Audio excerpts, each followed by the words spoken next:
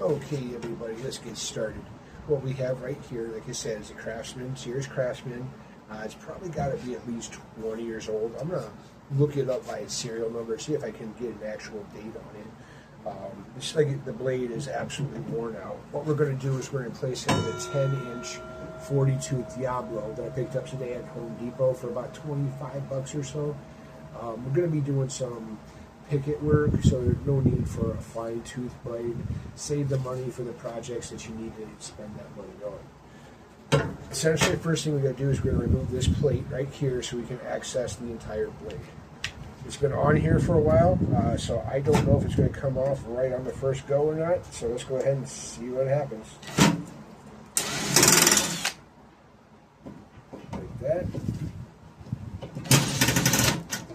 Okay. And get this plate off right here. Now, I was very fortunate that this saw and here had a blade wrench on it. So we're going to go ahead and get that turned on right in here. Let's see here. There we go. And to keep the blade secure, we're just going to go ahead and use my hacksaw. Slide it right there underneath the tooth. And let's go ahead and give it a first turn here.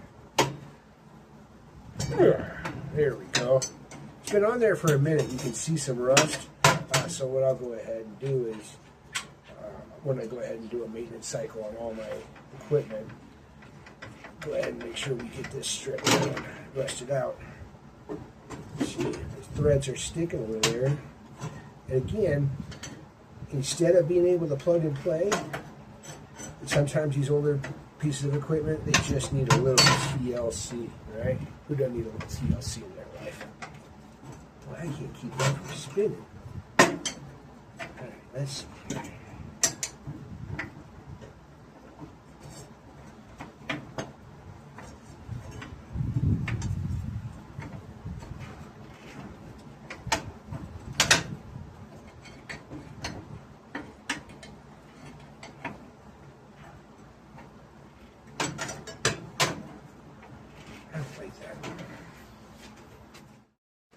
Okay, so that's part of the Handydad lesson. Things never go as expected, especially when you're using old equipment. The nut was rusted on there a little bit tighter than I was expecting it to be. Let me show you. So we looked there at the nut. There was a lot of corrosion on the inside and right there on the bolt as well. So how we're going to combat that here is just a wire brush and a little WD-40. So what we'll do is we'll just give her a little spritz. Ooh, look at that. You can already tell how clean she's getting. Get back in there just a little bit and adjust. Not the best camera, but we'll be working on that. You know, like, subscribe, share will help us generate better equipment, which will help us get better videos, which will help get you more information. Definitely appreciate that. I'm just going to go ahead here and just scrub this down real quick. Make sure that all those threads are nice and clean. I'm going to go ahead and take this washer off. You don't want to drop that. And then take the old blade out. You see, that's an old, man, that might be the original blade. Holy cow. Sears Craftsman. If you look at this old machine here, right here, this is what gives it away right there. So right now, I believe it's just Craftsman. So Sears Craftsman, that's probably got to be at least 20 years old. If anybody's seen this model before and can give me a correction or give me an idea of how old this thing really is, I'd really appreciate it. All right, so the next thing we're going to do, I'm going to take the new blade. Okay. We're going to go ahead and we're going to get it in place. Now, remember the last one, the writing was on the inside. So we'll make sure that we get the writing on the inside with this one. It's sometimes hard to do with one hand. But we want to get it in the spindle hole. Beautiful. Get the washer on. Beautiful. Where'd the nut go? Oh, Lord, what did I do with my nut? What did I do with my nut? Oh, there it is. I'm going to go ahead and start getting that twisty.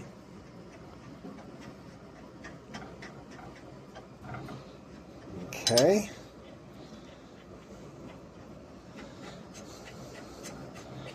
I'm going to snug it up. There we go. And then, just like I did on the other side, I'm going to take my hacksaw. I'm going to put it right here. Okay. And like on the other side, I've got the saw here in place now to block the blade, so I can continue to tighten the nut. This wrench is a little tricky. Sometimes using maybe just a regular channel lock or something like that. And again, just be mindful of your fingers. Okay? We don't want any accidents, right? Safety is no accident. How many places have you seen that before in the shop? One more time, give it one more turn. She just doesn't want to cooperate today, guys. I don't know what's going on. Go. Yeah, one more good turn. There we go. That's good and tight. We'll go ahead, reestablish the plate here, and plug her in for a test run. But again, as a Handydad, the biggest lesson you've got to learn is nothing's going to go the way you expected to go the first time. Working with old equipment, working with new equipment, working with old material, working with new material, working with people in our age bracket, working with the youngsters who have got to learn this stuff somewhere. Okay? Nothing goes as expected. Tell yourself a joke. It's okay. Measure once, curse twice. It's okay. Thank you again for taking a few minutes of your time to see what we're doing here at Handydad Rick. We've got a lot of projects lined up in the future, a lot of different promotions, but most importantly, all we want to do is educate, help build these skills, help keep them alive. Handydad Rick, signing out.